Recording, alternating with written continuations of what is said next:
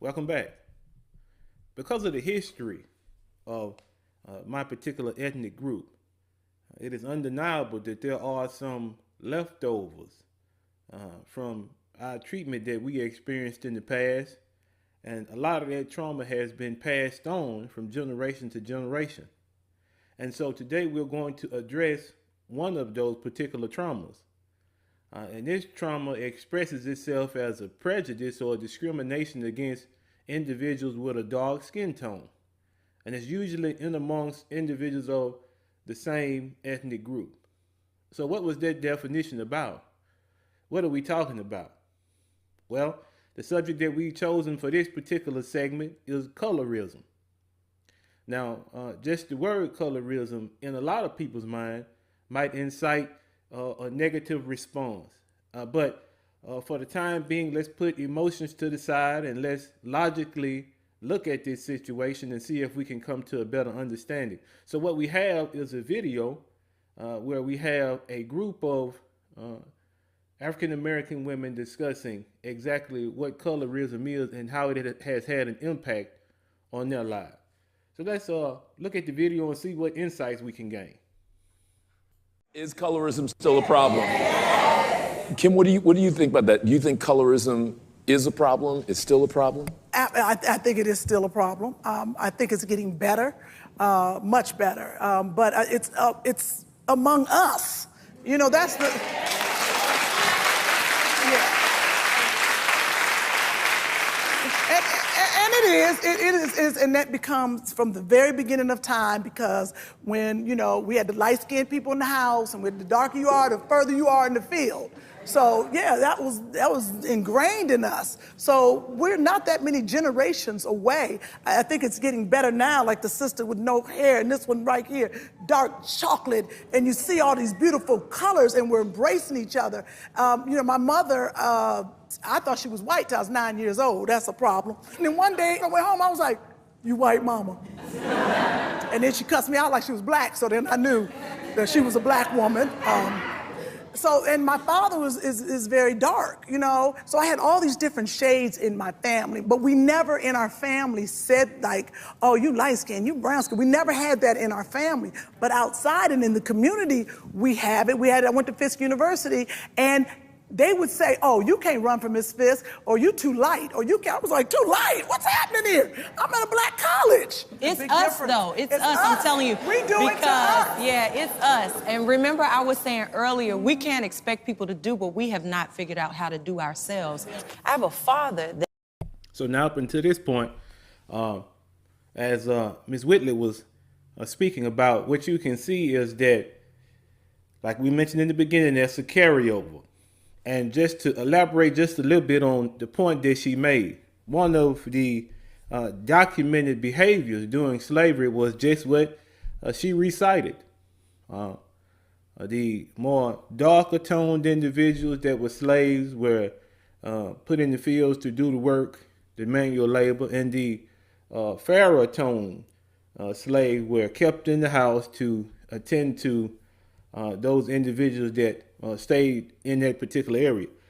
And so there was a contrast, whether an individual realized it or not, there's a contrast between an individual who is a darker skin tone and a lighter skin tone in the African American community because of that precedent. The precedent is said that the fairer tone individuals are more acceptable because they were more acceptable to the society of that time. Maybe the darker skinned individuals were less acceptable, and so that's why they were given the harsh menial labor that they had to do. But at any rate, we are removed from that particular custom, almost 400 years removed. Is it time to start tearing down these structures, these notions that divide us as a community, as an ethnic group? I think so.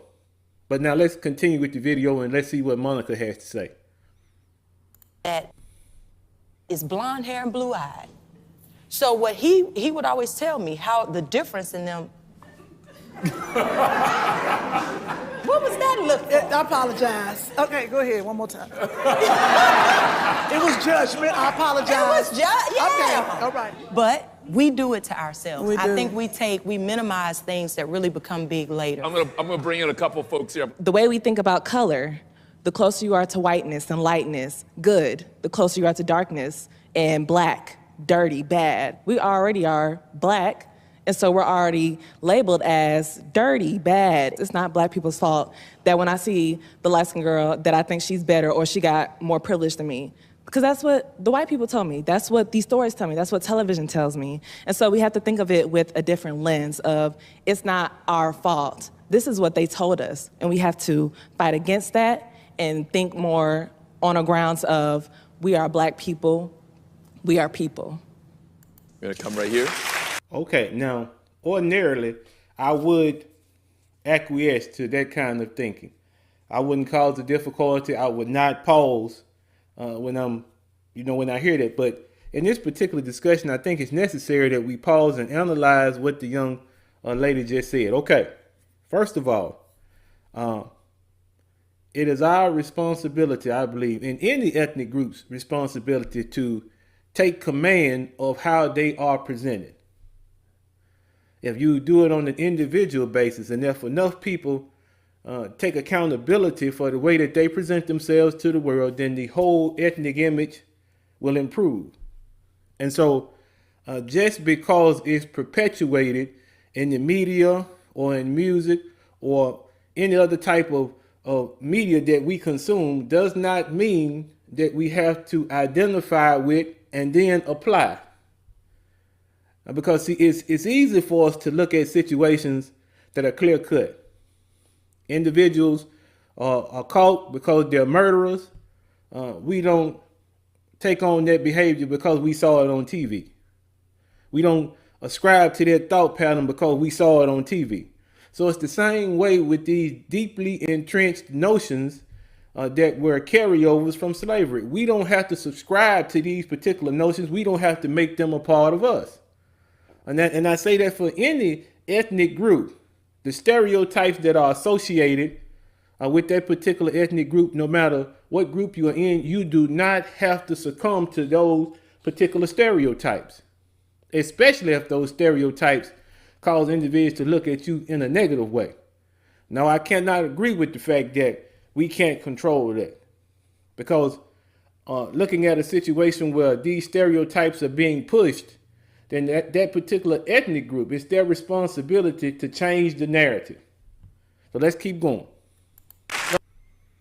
Growing up, I didn't have a real good support from my mom. She was really color struck. We're the same color. And my mom did not love her color. So growing up, I didn't know how to love myself. I used to be the girl that I have to buy weave because if I don't, nobody's gonna like me. And now I cut off all my hair because that's something I've always wanted to do. And I was terrified to do it because I was like, people are gonna hate me so much for cutting off my hair. But when I did it, I felt so beautiful and free. Nobody could tell me anything at that point. I was a beautiful black woman with short hair, and you can't tell me anything about myself. Black people aren't the only people who have colorism issues. I think the challenge for the black community is that we've internalized it and we've made it more vicious than it has to be in today's society. There are many people on Twitter who comment on how dark I am. I'm medium tone. All right. I'm too dark for some, I'm too light for others, and for a lot of them, I'm too round. But our opportunity is to decide who we intend to be in the space and how we're going to treat others in that space with us. Yes. Because whether we see the prejudice India. or we see the privilege, there are those who are making decisions about us, and they are imposing those decisions on us when they hire, when they fire, when they send a preschooler to time out, or when they send a teenager to prison. Those choices are being made, so we can't dismiss that it exists, but we can build the protections around ourselves so that we aren't doing it internally. Do you think it's changing very much? Okay. So now with Ms. Abrams, that comment is absolutely logical, because one thing you cannot control what other individuals decide in regards to your appearance, especially when it comes to color, skin tone, whatever you would call it, ethnicity, because those are not things that you choose. You're given those things at birth. But it is necessary to, as Ms. Abrams mentioned, to develop a protection around yourself as well as other individuals that are in the space. Now, I'll give you an example. When I was born, I just happened to be the darkest of all of the 5 children that my mother gave to my father. I just happened to be the darkest. And when I was born, the statement was from my grandmother, from my aunts, from everyone that saw me, that I was a pretty black baby. And for the most part, that particular phrase, that particular thought followed me throughout my lifetime. It was always a wonderful thing, my skin tone was. It was something that I was proud of. It was something that I never, ever questioned. Because if I can survive in a society where my skin tone is looked upon as being dangerous, as threatening, if I can survive and still come to you in peace and positivity, I think that instead of it being a drawback, it was actually a blessing for me. Because it made me realize very early on that my character, the quality of who I am, would have to outweigh my appearance. And so I set about becoming a man that would have those character traits, those qualities that would make a person respect me regardless of my color. And so I think that would be the logical way that we would proceed as an ethnic group or any ethnic group that's facing stereotypes. The way you present to the world does not allow individuals to be disrespectful to you or your ethnic group. And as a group, if you maintain that respect, if you call for it, then I think it's achievable. But let's keep going. Yes. I mean, it's absolutely getting better because we talk about it. When you deny a problem, you can't fix the problem. And I think what's helpful for all of us is that we're actually talking about this as an issue and we're talking about solutions. Ma'am, I'd love to hear from you. I am light-skinned, but I have never been treated like I was white in my life. I've always been black. I've never felt any different from anybody else. And when I go to work, when I went to school, I was treated like a black woman. I was disrespected like a black woman. So it bothers me when people think because you're light-skinned, you're treated differently. I have never had that advantage in my life. All right. So, closing thoughts. There are many things that have been left over from our history in the United States, some good, some bad.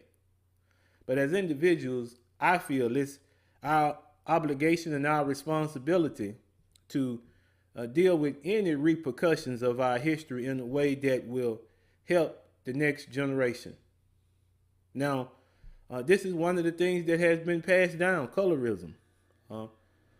I think that in the long run, I think that this does everyone a disservice because you cannot possibly understand the dynamics of a person, their personality, their life experience, what they could possibly offer to you and to the world by simply looking at their skin tone. I think that is outrageous and at the same time egregious. Because if I'm going to judge you by your skin tone, if I'm going to look at you and come to certain conclusions about you as a person based upon your appearance, then how shallow does that make me? Why not put forth just a little extra effort to get to know an individual, to see who that person is? And then once you have come to an accurate estimation of that person's personality and their character traits, then you can feel free to make whatever judgment you want. But to make a judgment on something as small as skin color, because it is small, there's only a small fraction of cells that determine what color a person will be. And that determination is not made by choice. That determination is hereditary. It's genetic. So why are we having a conversation about something that's genetic as if it's something that has been chosen by someone? Listen, As I mentioned, there are several things from our history that we need to do away with. This is one. This is a situation that needs to completely be done away with, especially within our community.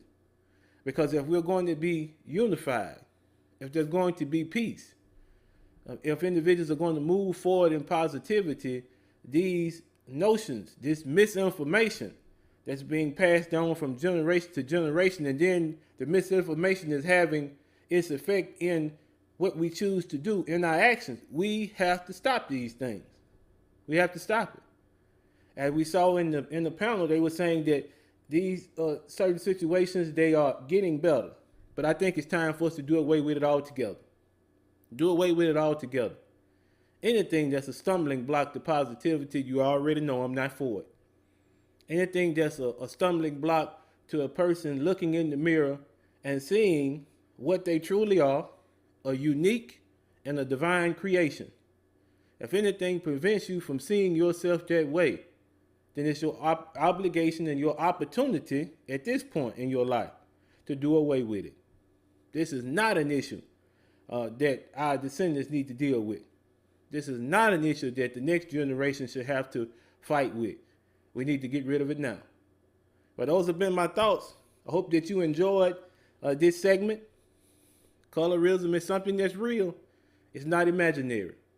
But as always, I hope that everything is going well for you. And I hope that things are going in a positive direction. But as always, please like, comment, and subscribe. Be easy.